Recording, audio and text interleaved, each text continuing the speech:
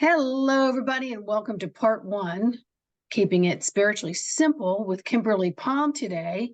And she's going to be talking about her new book, Walking with Yeshua and Mary Magdalene.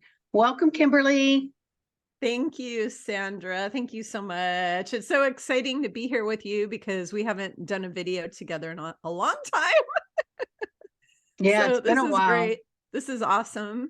Yes, And I the missed timing is you. perfect. I've missed you too. The Yeah. timing is perfect because your books just came out and it's on ebook. It's an easy read. I mean, you're the author of Ascension 101, which I read a couple years ago, which is great. That was an easy read. And so let's tell the viewers a little bit about your new book, how you came to it, and the information that was channeled through you, and so on. Let's talk about that. Okay, so I guess I have to go back in time to when I popped into the world. I came in actually before that. So before I came into this body, the last time I was physically in a body was 2000 years ago. And I was walking with Yeshua and Mary Magdalene. And I was in that life. I was one of the disciples. There was actually 109, let me think about this, 190 disciples, and he had 15 male apostles and 5 female apostles. They lied about a lot of stuff. They lied about so much. They said, oh, he had these 11 male apostles, or 12, or whatever they said. No, he had 15 male apostles, 5 female apostles, and he had about 190 disciples that's followed him that are like his groupies that followed him from village to village and wound up spreading Christianity to the world after he ascended. So anyways, I was there 2000 years ago. I have a lot of my memories. And then on top of it, I was born with all sorts of psychic abilities. So I have clairaudience, clairsentience, clairvoyance, all this kind of stuff. And I've been communicating with him and Mother Mary and Mary Magdalene. Actually, the first being I communicated with when I was like 2-3 years of age was Mother Mary. And so I started communicating with her, and then started communicating with him. And then I was like about 5, 6 or so, started communicating with him. And then later on, I started communicating with Mary Magdalene. And I've been communicating with the 3 of them my whole life, and I'm 57 now. So a long time. And people will say, how do you know it wasn't a demon? Or, I get all these crazy Christian people that are what I call indoctrinated, that'll say, oh, Jesus doesn't talk to anybody and you're talking to demons. It's like, okay, so explain to me how these beings tell me how to heal people, or over and over again over the years, how I've been able to help thousands of people to heal themselves with the information I've given. Do you think Satan wants to heal you? Satan wants to kill you. Satan wants you dead. Satan, demons don't want to heal you. Demons want to kill you. All the information I've received over the years has been 100% love, 100% light, 100% positive, 100% uplifting, and goodness, nothing but goodness. And I know that the demons and Satan will tell you 99 truths to get in one lie, but that one lie is always fear-based. It's always something fear-based. And when I'm speaking to these beings, which are ascended masters of the highest, Christ, they're in the office of the Christ consciousness. All of their messages, all of them, 100% of their messages are unconditionally loving messages. There is no fear. There is no scary, oh, you're going to die. You're all going to die. Or, there's the earth's going to get blown up, or, none of it is like that. It's all it's positive, teaching, instructing. So fast forward to recent times in 2011 or 2010, 2011, he told me, finally, I figured out my purpose of why I was here, because I didn't really know up until about 2010, I want to say, what my purpose was. And so they told me, they said, you're ready. So we're going to tell you. And then they explained to me I have a lot of different reasons why I came to Earth, but the biggest one is to bring back his original teachings and the teachings of the Essenes, because I was an Essene. And all of the Essenes were killed. Qumran was destroyed by the Romans about 60 years after Christ ascended. And Qumran was the main Essene community. There were Essene communities all over the world back then. but I'm here to bring back his original teachings and to teach people how to connect directly with Mother, Father, Source, our creator that made the soul that lives, our Holy Spirit that lives inside of our body, inside of our temple of the Holy Spirit. I'm here to teach everybody how to hear that source and connect with that source. Because when I was laying in bed in 2010 and having a chat with him, 2010, 2011, God was speaking to me because I've been hearing God since I was very young. And God said, and Yeshua said, we speak to everybody. We speak to all of our children on earth and they're not listening. We want you to teach them how to hear us. All of these beings like Mother Mary, Archangel, some of the angels and the archangels, they're constantly talking to us and trying to get through to us.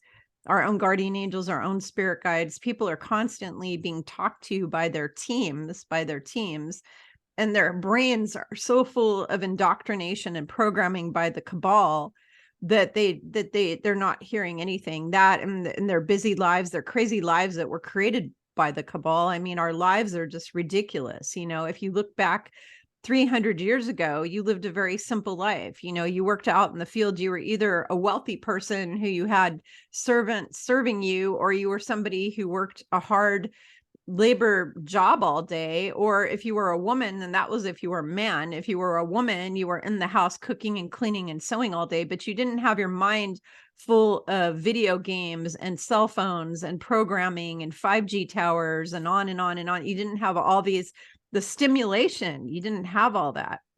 And so if you think back, Sandra, 200 years, if you go and you do religious research, because I've been researching religion and esoteric since I was 12 years old, and metaphysics and paranormal and supernatural, all these things and even history and archaeology. I'm obsessed with history and archaeology. I've been researching these things since I was about 12 years old. If you go back a couple of 100 years or more, and all the way back further than that, you will see that people used to have miracles happen. Like there'd be these miracles, which is how all the saints came about. There were all these Catholic saints that came about because these miracles would happen. Well, the reason miracles were able to happen is because people's brains were not cluttered. So people were tuned into God a lot better back then.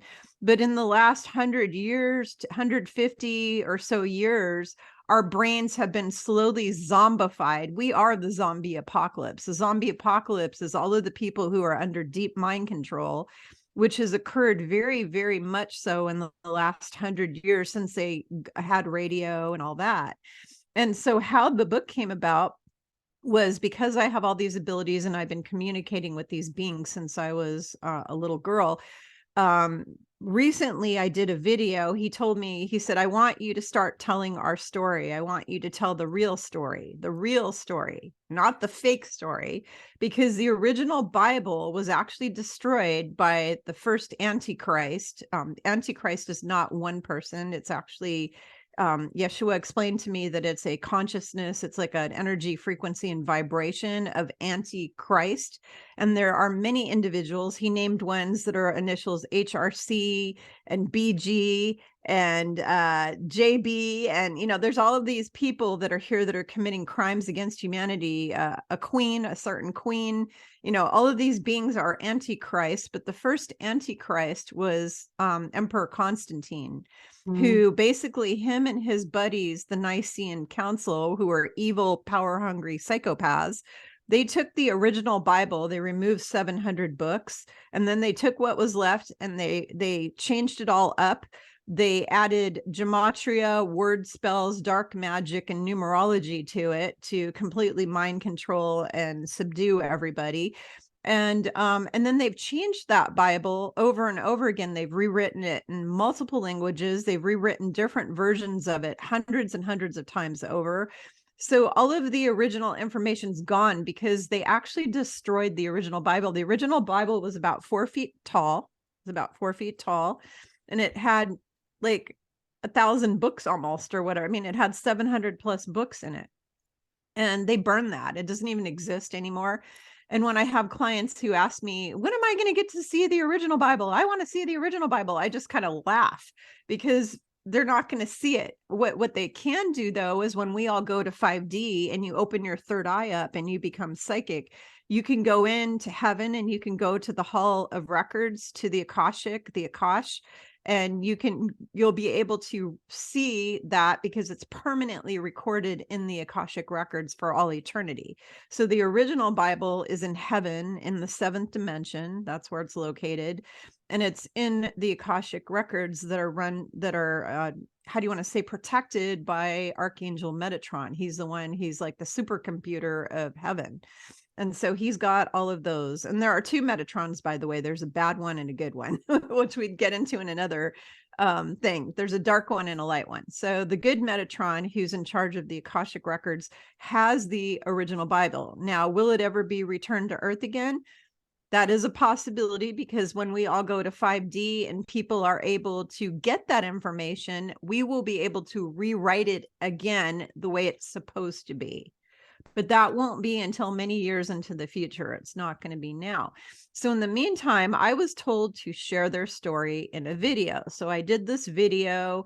I created a webinar and I went over the whole history that he gave me. I sat and I asked them hundreds of questions and took tons of pages and notes. I didn't give all the information. I only gave a small portion of the information. And the reason why is because there was too much to do in a video. And I'm not the kind of person I'm kind of impatient. I mean, I will admit I'm a human. I do goofy things. I'm stupid sometimes. I make mistakes. You know what I mean? I'm silly and goofy and I do things. Okay. Because we're all humans and we all have our shtick, as they say. We all have stuff that we do that's not perfect. Okay. Like laughing too much or doing this too much, or I'm not saying me, but there's things that we do that are silly, right? One of the things is I don't have patience for certain things. Okay. I'm working on it. I'm a work in progress, but there's some things I don't have patience for. And one of those things is making series of videos on the same subject. That drives me crazy. If I'm doing a series on the same subject, I don't like to do that. And I didn't want to take his story and make it into a series of videos, because to me, that was just too laborious. So what did I do? I wrote the book. Why? Because he asked me to. He said, put it in a book. And then I sat with them and I asked every question I could possibly cover. And then when I was done, I checked with them and said, is there more? And I have to tell you, this is hilarious. After I finished writing that thing, I had to go back in and revise it about 20 more times because they kept adding more information to me. Now you need to, we forgot. You need to say this. Oh, no, now you got to talk about that, and it was just more and more and more and more.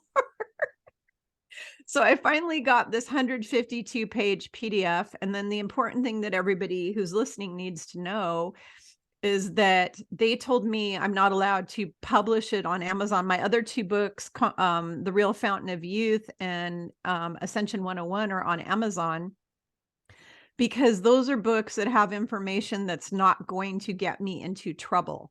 And when I say trouble, I'm talking about with the beings who don't want you guys to know this information. Okay. The information that I put in that book, you cannot some of it you can find on the internet, a little bit of it. If you research really heavily, you can find some of it. Okay.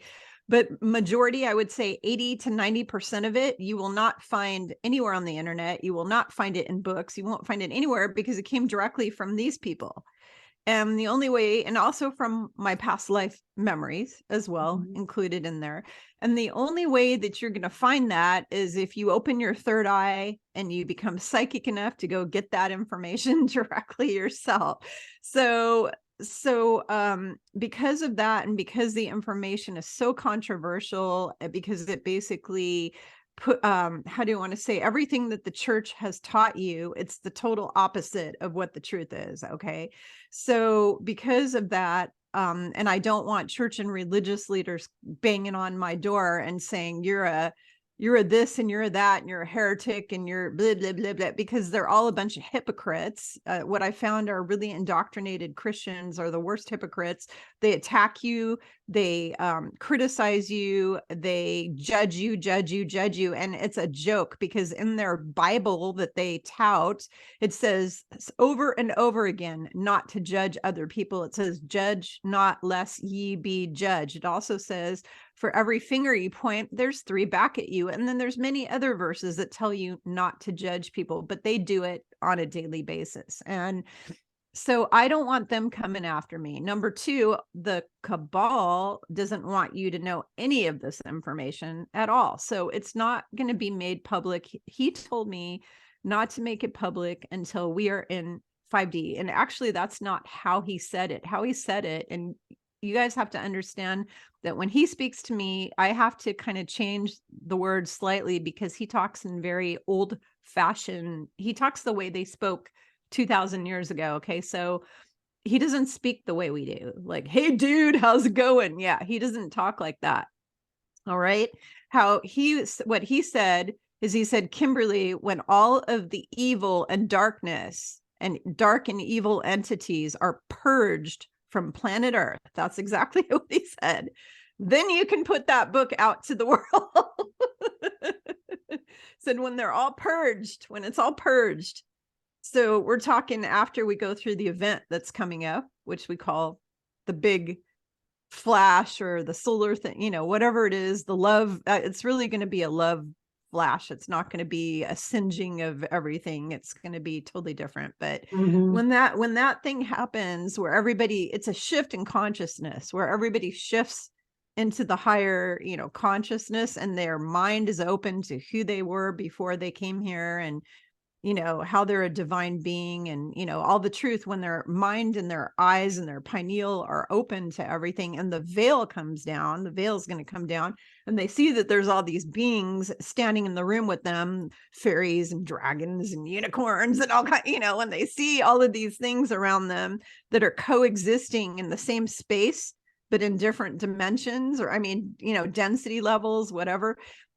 When we get to that point, then I can just put it right out there into the, you know, world and launch it, because everybody will be ready for the information. And then we can start working really hard on restoring all of the Essene teachings that were taken away. And here's something to think about. If you are somebody who's a big doubter and you're like, oh, she's crazy pants or this or that, I want you to know that everybody who was in a scene back then, 2000 years ago, is all back in human bodies right now. And all of the people who were there at the cross with Christ are all back in human bodies right now. And I've met like over 100 of them already. And when we compare our memories, because a lot of them have their memories, and when we sit and we compare our notes, we're 100% on the same sheet of paper. We all have the same exact information. So this is how it went down. Yes, he died on the cross, you know, all those kind of things. We saw it. We were there. We witnessed it. And when we all compare our past life notes, we all have the same information. So that's what I have to say. Well, I think, you know, first off, the information has to come out in trickles in a way to stay under the radar. And so I think your first 2 books were opening the doors to something. And then now this book is opening the doors and expanding on that information. And when you put it through a channeling, nobody else can question it because there's not a fact checker to check your channeling, right? Yeah. Although whenever we're taught with the old programming where there's a good, there's a demon or a bad to override and shadow. And we've seen that in this lifetime when someone invents something and someone else wants the invention, they're going to run you out of town and shame you to death or run you out of money so that they can take that invention. And then they steal it. Yeah. So I think what I was hearing the whole time you were talking, they were like, you know, this is a great way to open the envelope, so to speak, and begin to take the information out, because we are in the times where people really doubt a lot of the religions because history has been distorted. And who's to say what the heck you're going to find on Google, because that's all distorted information and fed to you the way they want you to They know want it. you to see it. Yep. So, I mean, the definition of something in the Webster's dictionary could be completely the opposite of what the real definition was, 500, 1,000 years ago when that word came Yeah. about. And Yeah. so all of it is a mind game. And we really have to get into the essence of, the what is the essence of religion? You hope it's the essence of love and compassion and being of service and so on and so forth. But it's so much more than just that. And the way Yeshua has come about and has spoken to me throughout my lifetime, he comes in very plain and simple, and as a child it was different, and we can talk about that in the Q&A part, because I really want to focus in on more of the story that the book is about. And of course, more information will be when they go on and get your download of the book. I think it's only 11 or 12 bucks or something to get. 11. Yeah, it's Yeah. a PDF, and I Yeah. email it out to Yeah, people. and people can read it Yeah. at their leisure, or hit speak and let it speak to them while they're getting dressed in the morning, which is how I listened to it, which was a very easy follow. So let's get back into the story of Yeshua and Mary Magdalene, because they're both very dear to my heart as well. Yep. Yep. So what do you want to know? Well, I mean, you're not going to say too much that I don't already know and didn't know decades ago, because that's how I was able to translate it. I just could never tell anybody about it, because family and friends are more on the religious side. And every time I asked my mom questions when I was little, when I would get messages, I didn't say that. I didn't write that. When we would read the Bible when I was in elementary school, I would hear, I didn't say that. I didn't say that. Say, Mom, what about this? I would just get shut down about it, because how dare you question the word of the Lord? You know what I mean? Right? That's really truly how it would be. And then, of course, decades Sounds later, like my mom. Yeah, well, decades later, I realized she didn't have the answer. So, Yeah. I mean, even when Mary Magdalene was near and dear to my heart in the 60s, long before the church apparently resurrected her, and I think it was like 67, 68, a prostitute. And even in that situation, when I was old enough to ask my mom what that was, and she was like, "Well, it's a woman who sells her body for sex." And then I heard Such a loud, lie. but I heard loud and clear. Yeah. Then why was she the only woman to walk among men? If she was a prostitute, then why was she the only woman to, like, was she of service to them? And so I was trying to ask my mom about that, and that got shut down. So I just learned to process my messages through them and just keep it to myself, even to this day. So I'm just so glad to hear other sides of information that actually make sense if you tune in to it, and the reason why it makes sense. And we don't even have to focus on the reasons why it was all hidden and destroyed. We realize that's how history was, because who could rule if somebody over here was a truth teller? You need to get rid of the truth in order to rule in your way, right? Yeah. Well, So they don't want you thinking for yourself. That's the big thing, is they don't want you thinking for yourself. They want you fully dependent on what the government and the people in charge tell you to do. It's what they Right. tell you. They tell you to jump, you jump. They tell you to stick things in your body, you stick things in your body. Whatever they tell you to do, that's what they want to happen. And Yes. if you're thinking for yourself, because you have all this spiritually advanced information, and they don't want you to be a spiritual being, because if you're spiritual and you're connected to source, and they're not able to disconnect you like they've been doing to us for thousands of years, disconnecting us from source, if they're not able to do that, they lose their control at that point. And in order to have ultimate power and control, they have to have your mind fully engulfed in whatever they tell you and they say, and that's pretty much it. Absolutely. So I think what we ought to start with is, the original story of the Immaculate Conception of Mother Mary. Sure. How about start just right there? Sure. So of course, there's going to be a heck of a lot more info in the book. I'm going to try to abbreviate this as best as I Yes, can, please, but I'll because just, we want them to get the book and read it for themselves. So let's just right. give the bullet But points and right. from there, yeah. The story of her being a virgin birth is a lie. That's a lie. You have to understand that the first Catholic Church was basically a big business, and they made a hell of a lot of money. I mean, them and the Mormon Church are the two richest churches in the world. They've made billions and billions and billions and billions of dollars, plus all the gold and all the treasures that the Vatican had, like priceless treasures, you know, and iniquities from, or antiquities that they have. I mean, I've been through the Vatican 2 times, and what you see in their museum is nothing compared to what they were hoarding and hiding in their caverns and tunnels down below, because the military confiscated all of that. The U.S. military confiscated all that. And how they were able to achieve it is by lying to people and telling them all these stories of, oh, the Virgin and the this and the that. So you will pay money for all this, to make you to pay money for the, like, for example, I talk about sinning and this whole thing of you have to be absolved for your sins and all that.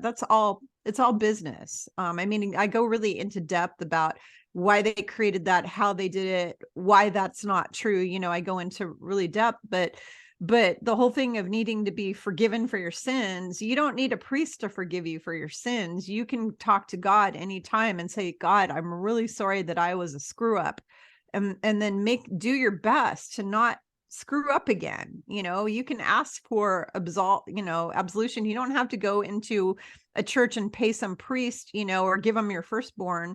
And what people don't understand is back in the day, how it worked is you always had to pay money to be forgiven for your sins. Always had to be pay money. And if you didn't have the money, you had to give some of your possessions.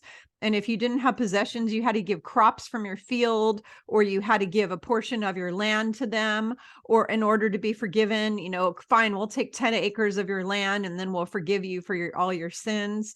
Or if they didn't have that, they would actually take your firstborn, they would take your babies, they would take your children, they would take all kinds of horrible, and we know what they did with them. And I'm not going to go into that. It's really gross, and disturbing and horrible. But they've been doing terrible things. And put it this way, there's even paintings of priests doing these terrible things to babies in the 1400s, 14, 15, 1600s. There were painters who painted pictures of priests, and drinking a certain substance from the babies. So they've been doing this stuff for a long time. So back to the virgin thing. That was another story created as part of the whole money making, whatever, enslavement, stupidity thing. Every single human on earth, in order to conceive a child, they have to have a sperm and an egg. Okay. You can't self-conceive. There's these people who are going on social media who created all of these mystery schools and this and that. I'm not going to name them, who say, oh, she comes from a line of priestesses who are able to make a baby in themselves with no man. Guess what I say about that? Bullshit. Bullshit, bullshit, bullshit. Yeah. You can't do that. You can't do that. She was in love with a Roman soldier who was actually born in Greece. He was Greek. He was the descendant of Zeus, the god Zeus. The god Zeus is real. He's real. Yeah. He was a real guy. He was an ancient extraterrestrial, very high level extraterrestrial, also known as a demigod, kind of like Thor and Odin and all of those beings. I did a video. I wasn't able to publish it because my internet got cut off, but I did a video with Jenny Lee about this, where we were talking about all of we're going to reshoot it again at another date, but we were talking about all of the ancient gods and goddesses, if they were real, where they came from, who they were. So Zeus, who's a real dude, is the ancestor of Yeshua the Christ, okay, on his father's side. And his father was a Greek royalty or nobleman. He was royal and he was noble. And then because he was from Zeus, that made Christ or Yeshua the king. Then on his mother's side, his mother Miriam was her real name, Miriam, because Mary is a British English name. Mary is not a Hebrew name. It was Miriam. His mother Miriam, she was a descendant of King Solomon and King David. So she was royalty. Both of his parents were royalty, which is what makes him the king of the world, the king of the Jews, the king of everything. He was royal, 100% on both sides. And so the thing is that she fell in love with this Greek guy who was a Roman soldier They made a baby together. That was predestined, by the way, for those two to come together, because you pick your parents before you come into this life. And he chose that in order to be the Christ and come in and do what he did and be royal. He chose two parents of royal lineage, of real royal lineage, not the false royals who took over to enslave people. I'm talking about the real, true royal lineage. Okay. He needed parents who were from the true royal bloodline. Okay. The bloodline. So he came in. The Zoroastrians, who were please understand that Yeshua had previous incarnations on earth before he was Yeshua. One of those, he was a magi. He was a Zoroastrian magi, which is why the magi came to visit him, the three wise men, or whatever they call them, why they came to see him when he was born, because he was one of them, and they had prophetic information that he was going to come in as the Christ. They already knew all about it for thousands of years, hundreds of years, whatever, before he came in. Okay. They knew this. So he came in, he chose his parents. When his mother, keep in mind, was only 16 years old. Okay. She was like 15 when she fell in love with this guy named Pantera. His name's really long. Don't ask me to pronounce it. It's in the book. It's like Abdicus something, something, something Pantera, because they had these really long names. But Pantera is panther. It's panther. And Yeshua was the son of the panther, basically, because he was Yeshua ben Pantera, which is son of the panther. So that was his name when he was born, was Yeshua ben Pantera. But they gave him his father Joseph's name, which I'll go into in a minute. So she fell in love. She was 15. She was pregnant at 16. He was murdered by, guess who? The father. The father was murdered. Guess who murdered him? You want to guess? No, I think I know, but go ahead. I just want you to tell the viewers. The cabal. The cabal. Yeah, they murdered him. So that she was 3 months pregnant. They murdered the father because he was royalty and he was important and yada yada. There's a lot of reasons for it, actually. In the Essene community and in the Jewish community, because these were Jewish Essenes, the father wasn't a Jewish Essene. He was a Greek Essene. The mother was a Jewish Essene.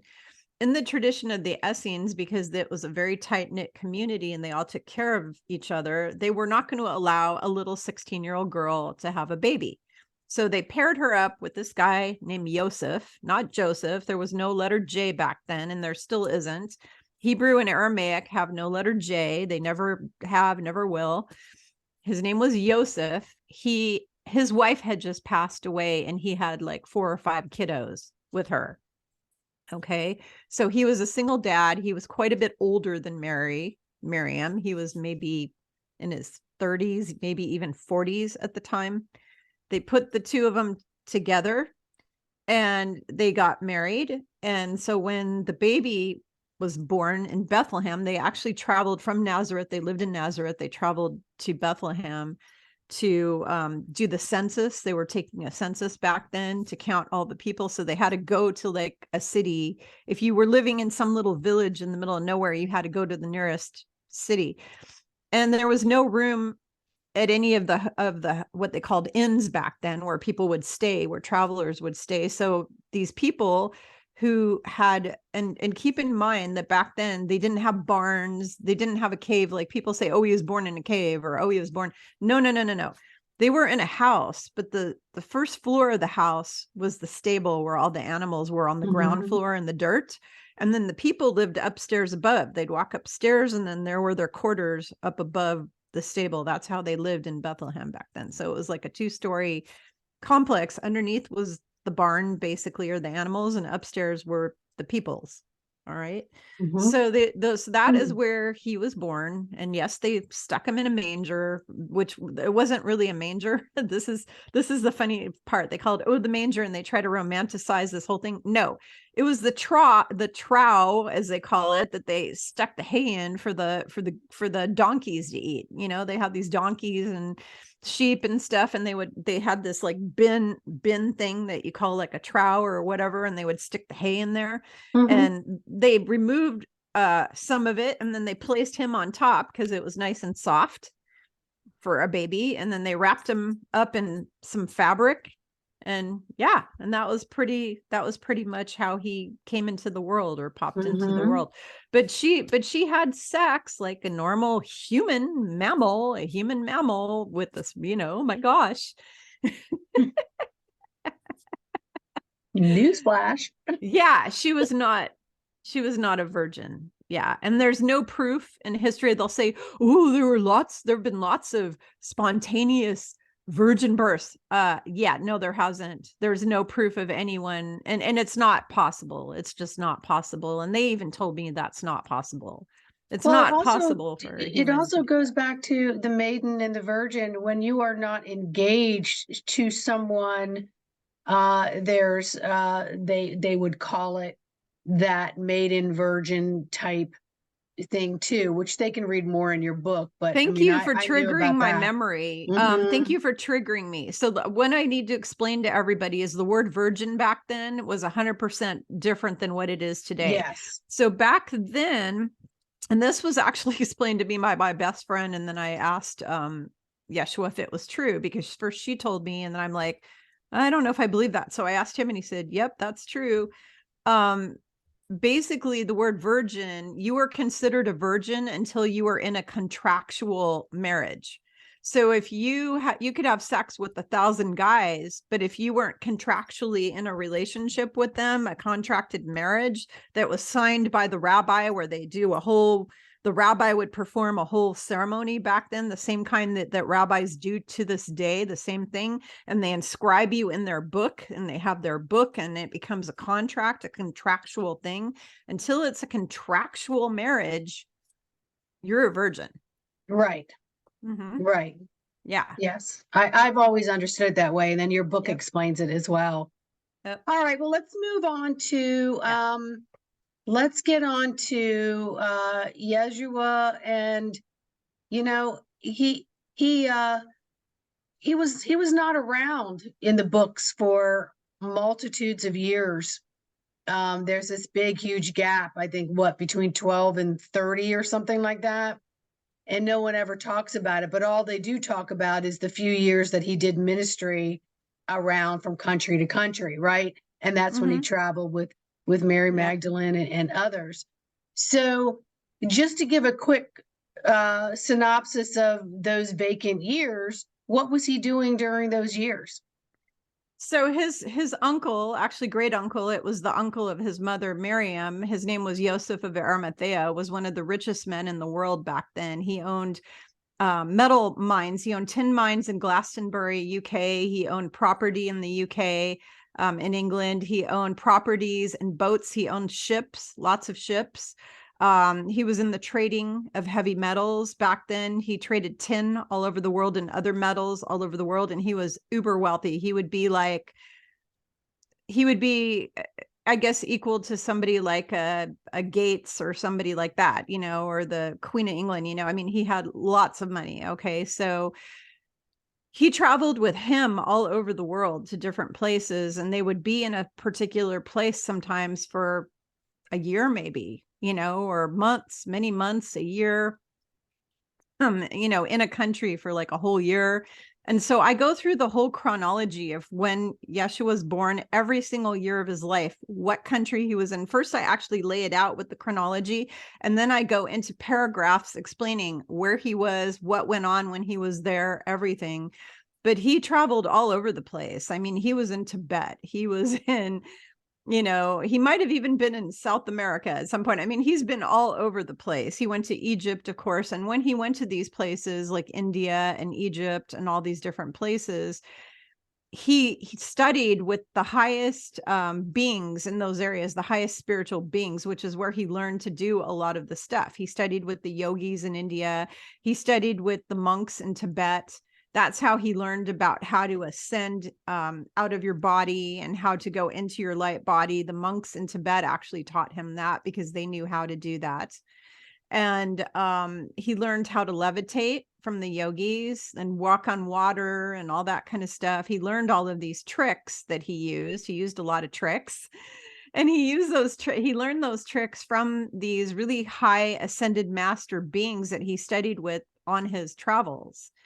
And he also was trained by the Essenes themselves. The white robe that he's wearing in the picture here, he was able to earn that white robe by going through many years of schooling with the Essenes, because when you come to the Essene community, or you come in there as a child, when you're a child Essene, you have to go through years and years and years of schooling in order to earn a white robe. You don't just get a white robe. The white robes were very expensive and very special. You would wear different colors, like reds, or dark colors like Miriam is wearing in the picture here. You would wear darker colors. You wouldn't wear a white, like solid white, bleached white. That was very, very hard to come by, because they had to do a different process back then to bleach things, because they didn't have bleach chemical like we have today. So they had to do a lot of stuff to make that happen, and it was very expensive. So he went through a lot of schooling. He went through years of schooling. And then when he traveled with Yosef all over the world, he learned different things in different places, which I go into, and I'm pretty good as far as all the different places he visited, where he was, like literally year by year by year, all the way until he went on the cross. I have the whole chronology of his whole entire life from birth to death.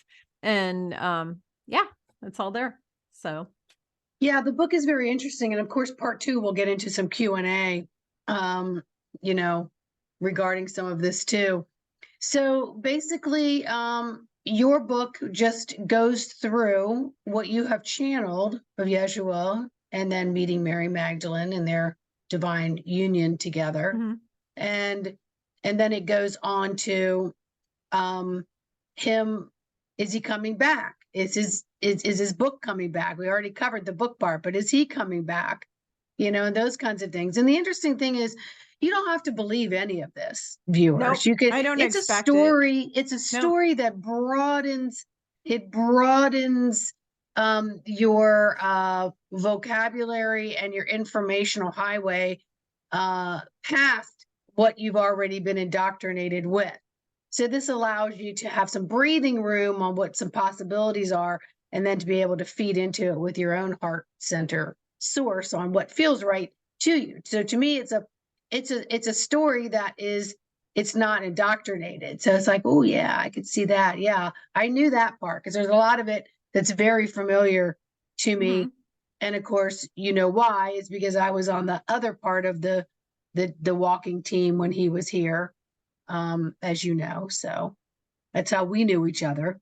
Right. Well, what really cracks me up is I've gotten probably 50 or more messages from people. Well, I've gotten actually a couple hundred messages of people who have read it and really loved it and really resonated with it. And 50 of those or more all said, and I thought this was funny, they said, you basically confirmed everything that I already have known since I was a kid, but the Yeah. church wouldn't allow it. These are all people who they had to go by whatever their parents said, and they had to do their church thing. And they said, ever since I was a kid, I never felt right in the because I was a Catholic. I'm a recovering, Catholic. And so a lot of these people were recovering Jehovah Witnesses, recovering Catholics, recovering Mormons, and other types of, and Presbyterian, different forms of Christianity that they were raised in.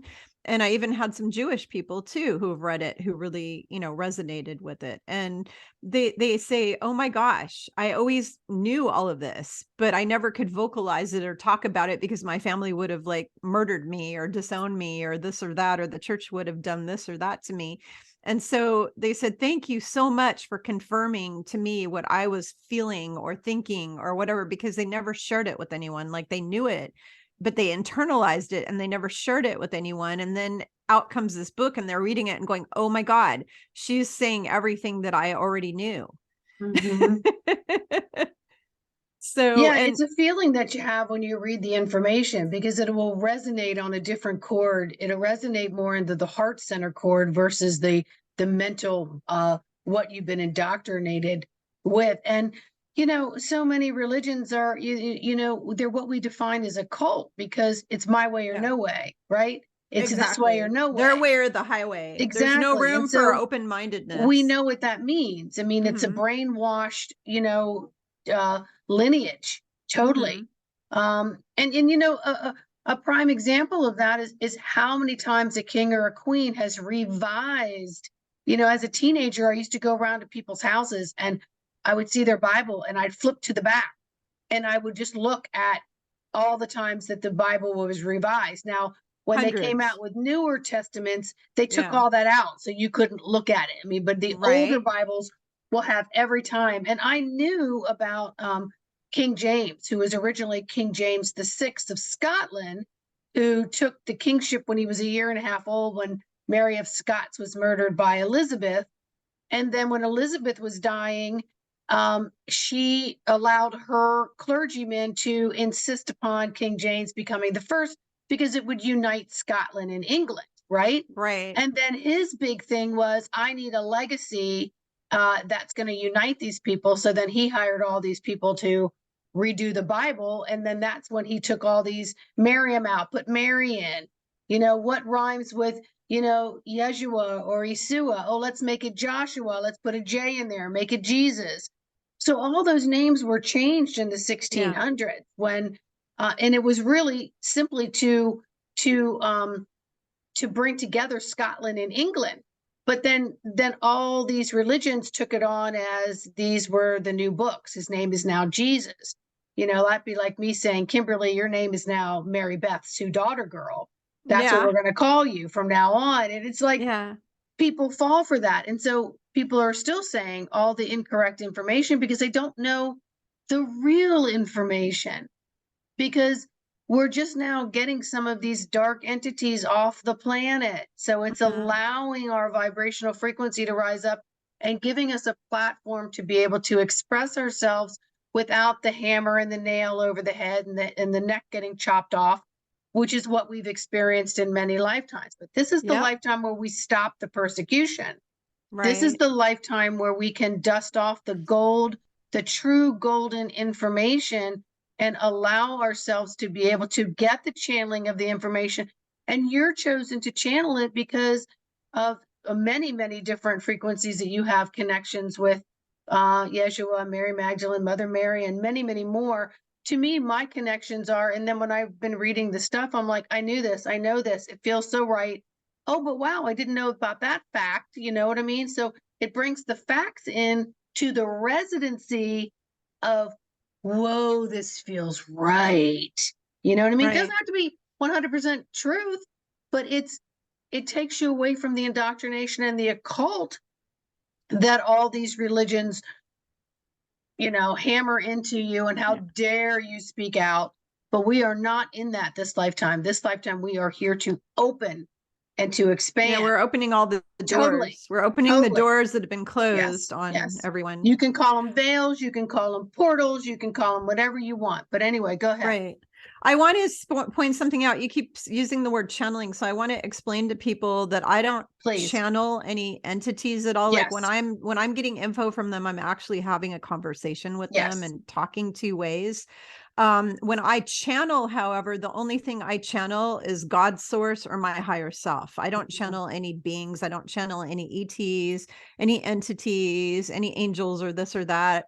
Because and I've actually had tons of famous psychics come to me for readings, and when I ask them why, I always ask them, why are you coming to me, because you obviously, you know, are really famous, blah blah.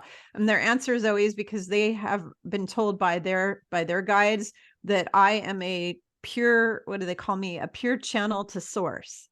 This is what they've called me. They call me a pure channel to source, because the only thing that I channel is creator. I don't channel any weird beings, because that can get infiltrated by Yes. dark entities and by artificial intelligence, by archons, by demons, by negative reptilians. You know, I mean, I've been sitting in meditation before and had grays and reptiles pop in and they're trying to mess with me. And you know what I do to them? Italian salute. You know, it's like, get lost, take a hike. I'm not Yeah. listening to you. I don't want to talk to you. I don't want to engage with you. And then I asked Michael to escort their asses out of here. Yeah, he's good at Take them that. over, cross them over, get them Yeah. out of here. Well, Yeah. thank you for clarifying that, because Yeah. I too will say, I only channel my higher self. So I use the Yeah. word channel as in I'm downloading the information just Yeah. from Just from my my wisdom soul to you, that my knows all the higher, answers. Yeah. my big sister, my big brother of Yeah. wisdom, and it's always prime source creator. So thank you for Yeah. clarifying that. So what I Yeah. mean is when you're sitting there and you're dialoguing, you're writing all this down. So I look at it as this line of information that Yeah, now the I'm getting here. information definitely channels through, but I wanted to specify where my information channels from, Mhm. because there's a lot of people on YouTube who are channeling entities, and Yes, that they are. scares the hell out of me because most of those people are infiltrated up the bazoo. I mean, they're like really infiltrated, and channeling entities, you're playing with fire. Basically, you should never Yes. do that. The only person that, if you're going to learn how to channel, that's fine, but the only thing you should be channeling is source, creator, God, and your higher self, because what your higher self is the Holy Spirit within you that goes on forever, that's already lived for billions of years and has the answers to everything, because it's plugged into the universe 24/7 and to God all the time, and so it has all the answers to everything. You Yeah. have everything within you. You don't need to go to other people. You really have everything within you, Yeah, and which is your higher what I self teach is people. there to protect Yeah. you from all of that as well. So Mhm. it's me and my higher self 24/7 on this earth. I don't channel anybody else but that. And so thank you very much for Yeah. clarifying. So Yeah. before we end part one and come back on for part two to our viewers, is there anything else that you would like to share regarding your book? Yeah. So right now it's in PDF only. It's not in a print form. I've had multiple people message me and say, when will it be in print? And my answer is, tell me when the solar flash is going to happen, and then I'll know. But basically, you can print it yourself. So what you do is you would go to the link Sandra's going to give you. You pay, it's $11. And then once I get notification within 1 to 3 days, I will send it. And the reason why 1 to 3 days is because I don't work on the weekends. If you ordered on a Friday or in the evening, or you're in another time zone, you're 24 hours ahead, whatever. I'm sending these out individually, all by myself, one by one by one. And so it takes me a while. And so it could take up to 3 days. And what I'm telling people to be careful about, I've had a problem with this, is people putting the wrong email address in when they order the book, and then it bounces back to me as undeliverable. So make sure you put the correct new email where you want to get the PDF, and then check your spam. And my email is kimpalm@outlook.com that it's coming from. I have a lot of different email addresses, but the one I'm sending this from is kimpalm@outlook.com. So make sure that you put me in your accepted address book, whatever, if you order this book, so it doesn't go into your spam folder, because it's going into a lot of people's spam folders. And if you want a printed copy, here's the cool thing. You can take it to a FedEx Kinko's or one of those kind of places, and you can actually print the entire thing and have it bound in a really nice binding, and you can have it done different ways with the fancy cover and all that. And it's going to be about $15, at the most. So if you really have to have a print book, it's still going to be really affordable for you. You just stick it on a thumb drive and take it to your nearest printer. I've already had tons of clients email me and say, I already printed it up and I have my print book, and it was real easy. And some people print it at home on their own printer, and then they just 3-hole punch it and stick it in a, Notebook. Yeah, because and people make like their their own. yellow highlighter. They Right. like to highlight and make notes. I Yeah, get but it. I can't do, people are saying, why don't you do print on demand? Well, print on demand is public. All of the print on demand services make it public, and it cannot go public until all the evil crap is purged from planet Earth. And then when that is purged, then it can go public. And then, yes, I will put it up on Amazon if it still exists. I have a feeling after the Earth's purged, Amazon will not exist anymore. So I hear you. I think a I lot of don't know things how aren't it'll going be to available, exist. I think a but lot it'll of be, governmental stuff isn't going to exist. yeah. Well, Kimberly Palm, this has been very enjoyable. I will have your links in the description. I really encourage you for $11 to get the book and read the story. It's just it's heartfelt, it's entertaining, and just take it as information. You don't have to hold on to any of it. Allow yourself to read it, to marinate with it. Take your time with it. Come back to it. If you don't understand something, go back and look at it again. Maybe it isn't meant for you to like hold on to because it's just information. It doesn't Mhm. have to be this is the new gospel. It's No, just information. it's my truth. It's not other Yes, people's truth. Everybody has to absolutely. discern their own truth. We all hold our own truth, and my truth is my truth. You know, it's based on my knowledge, my experiences, my past life experiences, but everybody has different experiences. And I don't expect people to resonate with what is true for me. Everybody has to find their own, their own way to their own truth. So I agree. yeah. Well, this has been fun. And hey, guys, stay tuned for part 2. All right. Thank you for coming to Keeping It Spiritually Simple. Kimberly, as always, I love you, darling. And Love you we'll see you on too. part 2.